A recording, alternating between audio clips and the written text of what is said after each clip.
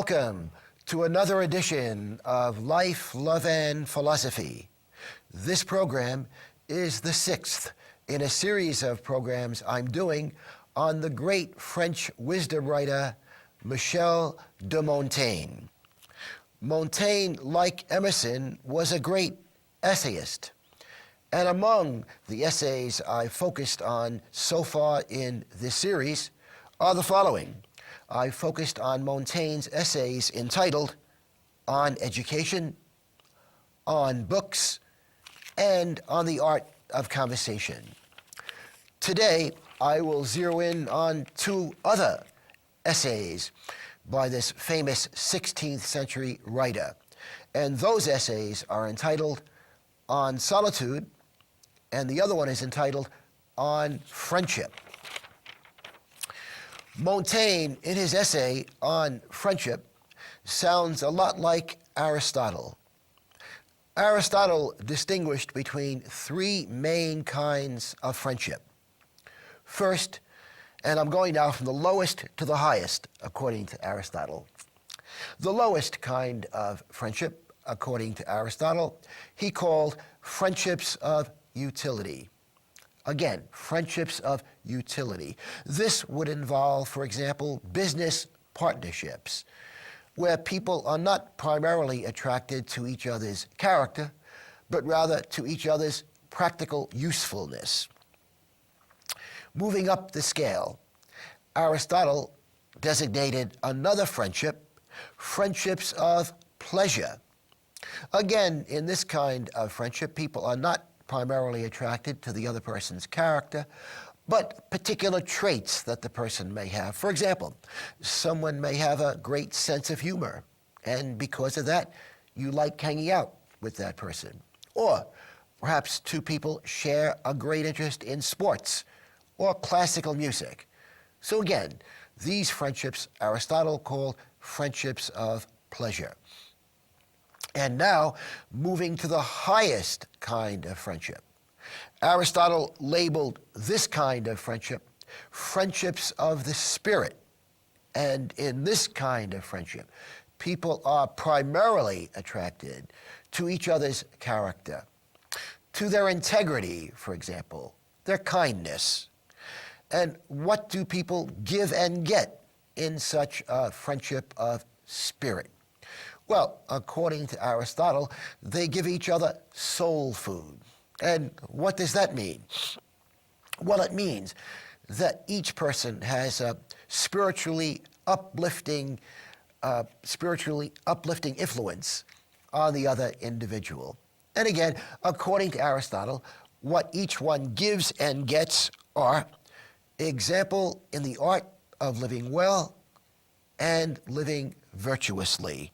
So again, in such a friendship, each person sets an example of how a virtuous person should live his or her life. Montaigne had such a friendship.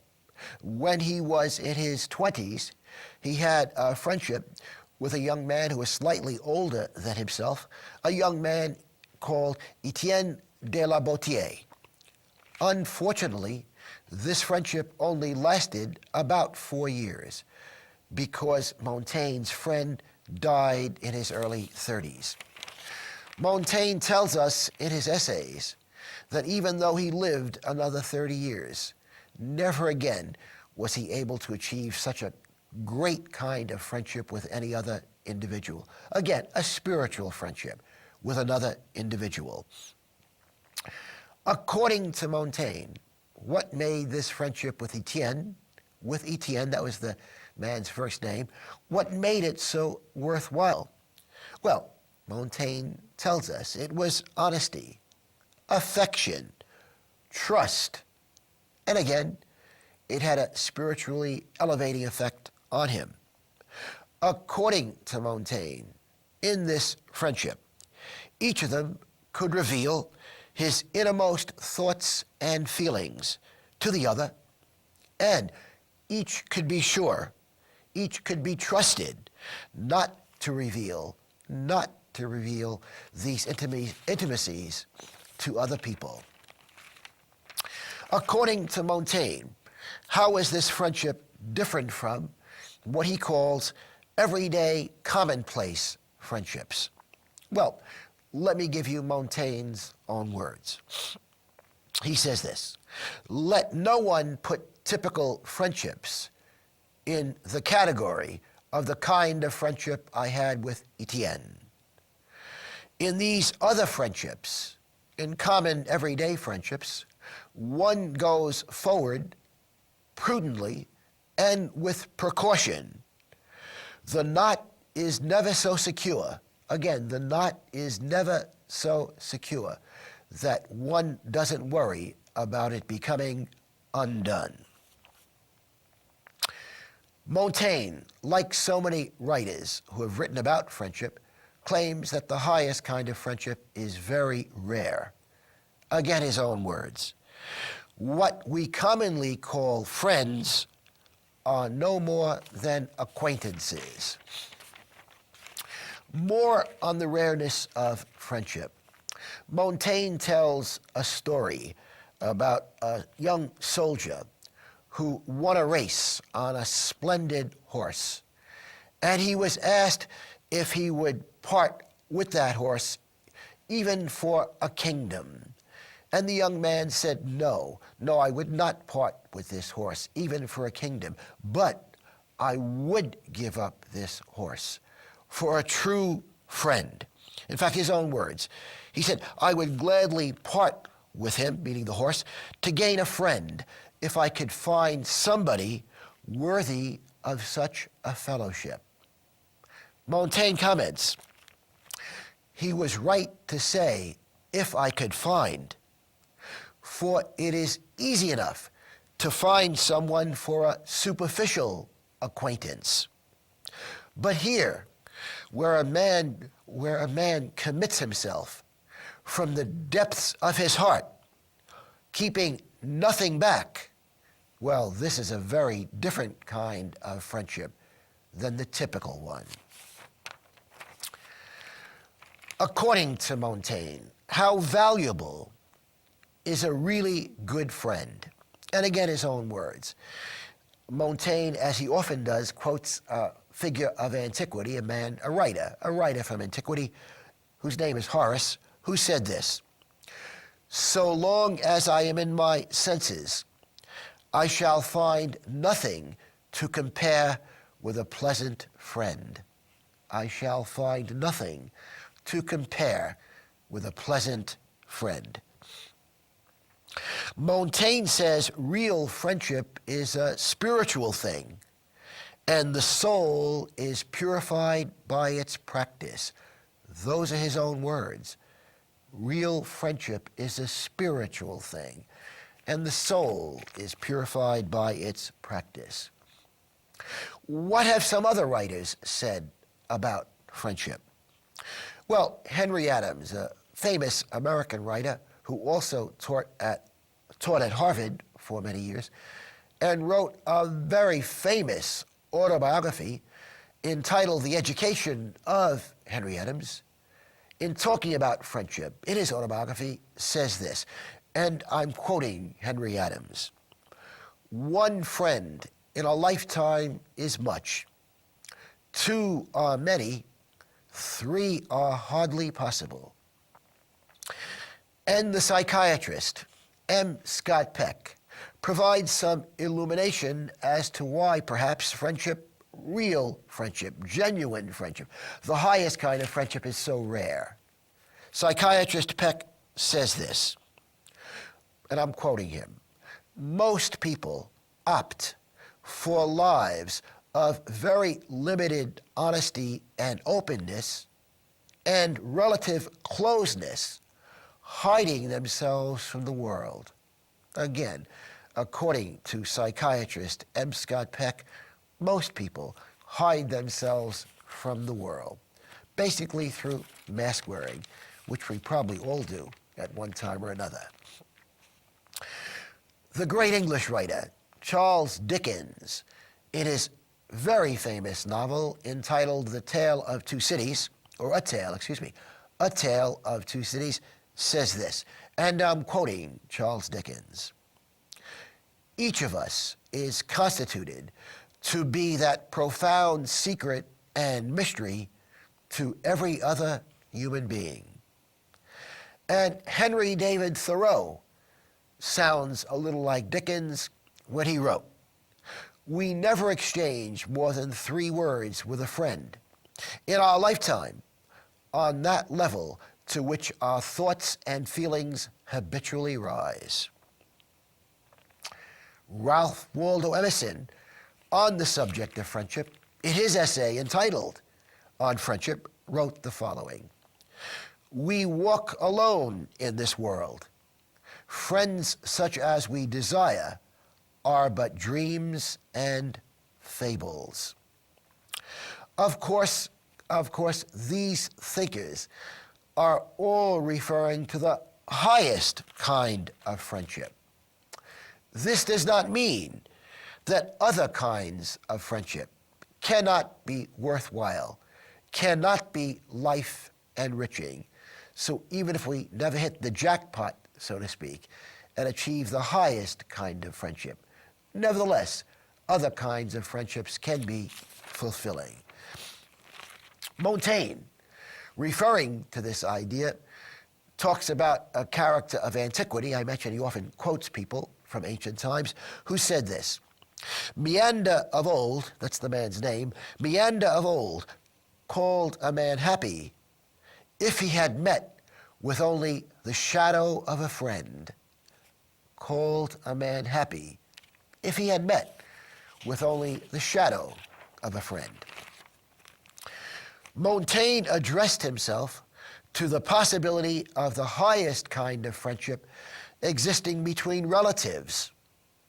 For example, father and children, can they be close friends? Brother and brother, husband and wife.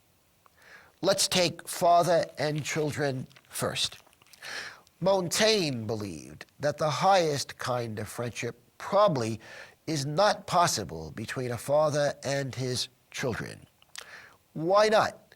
Well, let me give you Montaigne's own words. "For a father's secret thoughts cannot all be communicated to his children for fear that they may give rise to an unbecoming intimacy." An unbecoming intimacy. So again, Montaigne is saying that generally speaking, fathers, and I suspect the same thing is true of mothers, although Montaigne does not address himself to the friendship of mothers to children, but again, he's saying that it's probably not possible or a good idea for parents to reveal all of their innermost secrets, or even most of them, to their children. Well, what about friendship between fathers and sons, brothers and brothers? Well, again, Montaigne believes the chances of a very good friendship between fathers and sons may also not be possible, not simply because it could lead to unbecoming intimacies, but also because, and I'm using Montaigne's own words now, fathers and sons may be of entirely different natures. Fathers and sons may be of entirely different natures. And he goes on to say, and so may brothers. Again, one may have a brother, one may have a sister, of whom one is very fond, but nevertheless the person is very different in disposition, in interests, in nature, so to speak. And that, according to Montaigne, will make it difficult for one to have the friendship of the highest kind with one's brother or one's sister. Montaigne continues, and here he seems a little sarcastic, but perhaps he's right on the mark. He says this: "He is my son, he is my relative, but he is a barbarian, a rascal, or a fool." So again, Montaigne is pointing out, I think, what we all know, and that is just because somebody is related to us doesn't make the person a good person, doesn't make the person fit for companionship. Also, Montaigne, in his essay on friendship, remarks about something I think we have all heard commented on, and that is, we choose our friends. We don't choose our relatives. Montaigne's own words.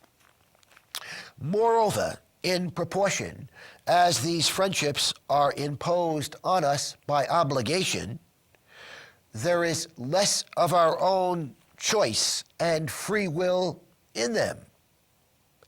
And our free will produces nothing that is more properly our own than friendship and affection.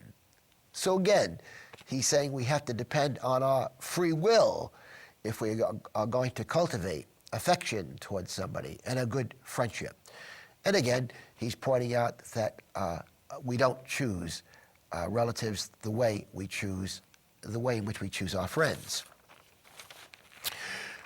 Montaigne also, again, in his essay on friendship, addresses himself to the possibility of friendship between men and women.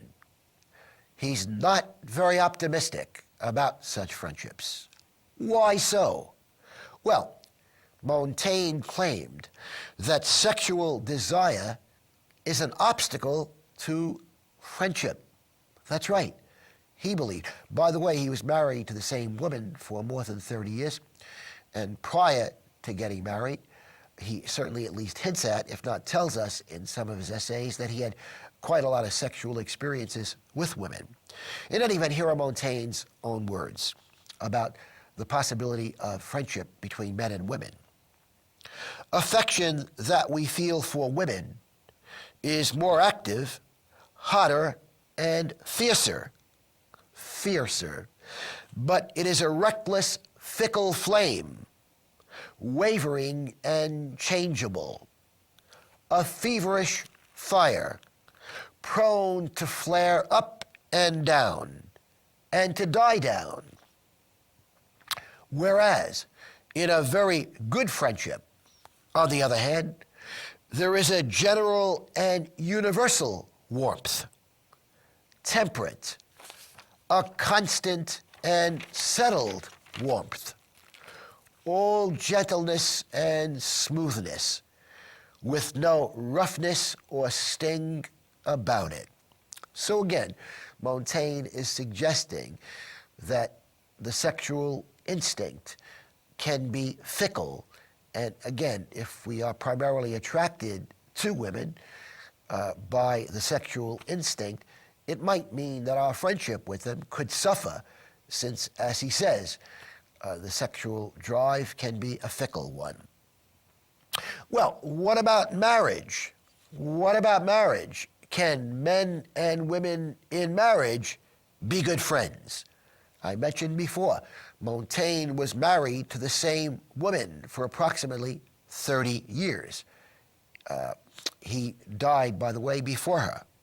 Well, before I tell you what Montaigne says about marriage and the prospects for friendship in it, I must point out to you that a very legitimate criticism of Montaigne is that he said a lot of foolish things in his essays about women. Remember, he was a product of the 16th century when he lived. And he said in several of his essays that he believed that women's judgment was not as good as men, and that women in general did not have as much wisdom as men. Indeed, he believed that fathers, rather than mothers, should be the people from whom their children get wisdom. I must point out, by the way, that Aristotle commented on people like Montaigne, people who say some incredibly smart things, insightful things, but also say some stupid things. Aristotle said this: "There is a foolish corner in the mind of the wisest man." There is a foolish corner in the mind of the wisest man. And indeed, Aristotle had his own foolish corner. Aristotle, like Plato, believed women were inferior to men, and also Aristotle condoned slavery. So here is Aristotle, considered to be one of the great philosophers of all time, who said many intelligent things, who wrote with much wisdom. But again, like Montaigne, like probably all the great writers, said some very foolish things. With regard to marriage, Montaigne said marriage is so complicated that it's unlikely that husbands and wives will be good friends. Let me give you his own words. As for marriage, not only is it a bargain to which only the entrance is free, continuance in it being constrained and compulsory, and depending upon other things than our will, but it is a bargain commonly made for other ends. And here he gets to the gist of the matter. There occur in marriage innumerable complications which have to be unraveled and are enough to break the thread and disturb the course of a lively affection.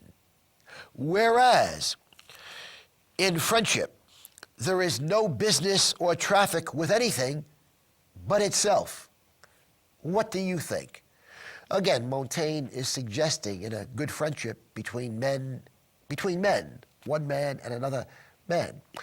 Well, the prospect of a good friendship emerging is better than that between a man and a woman in marriage, because the relationship between the men is not so nearly complicated as the relationship between the man and the woman in marriage.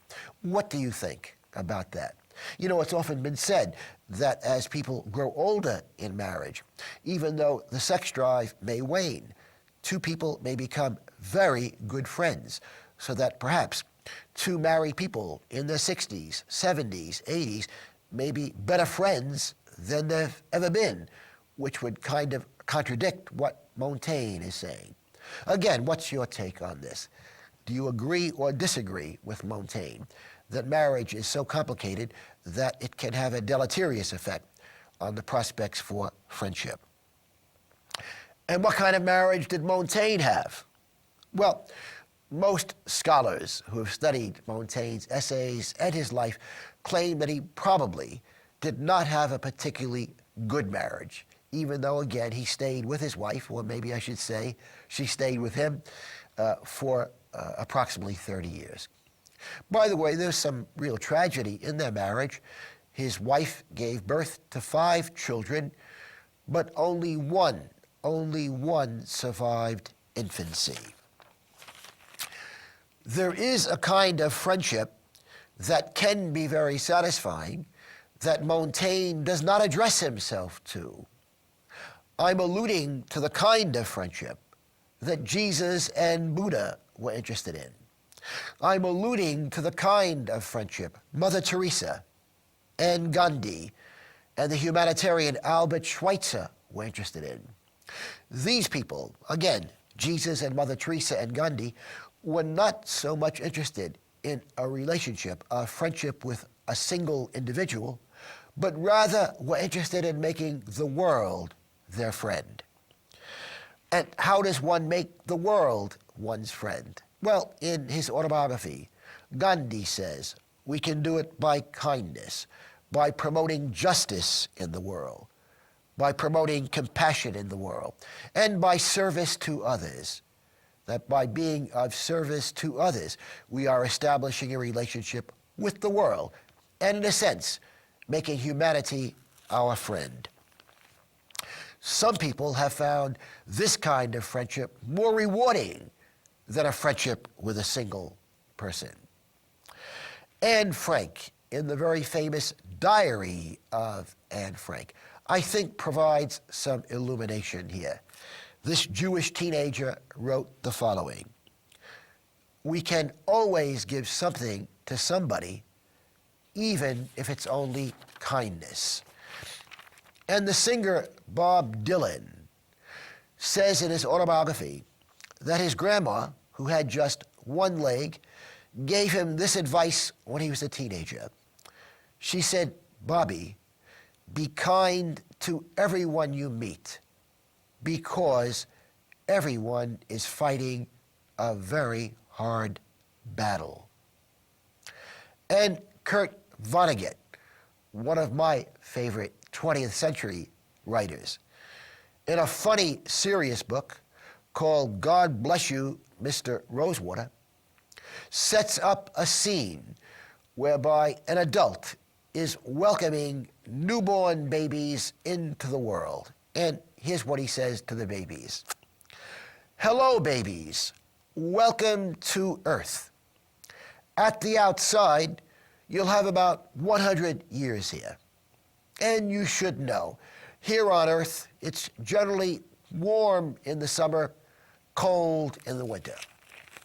And I want to tell you, as far as I can tell, there's only one rule, really only one rule on Earth.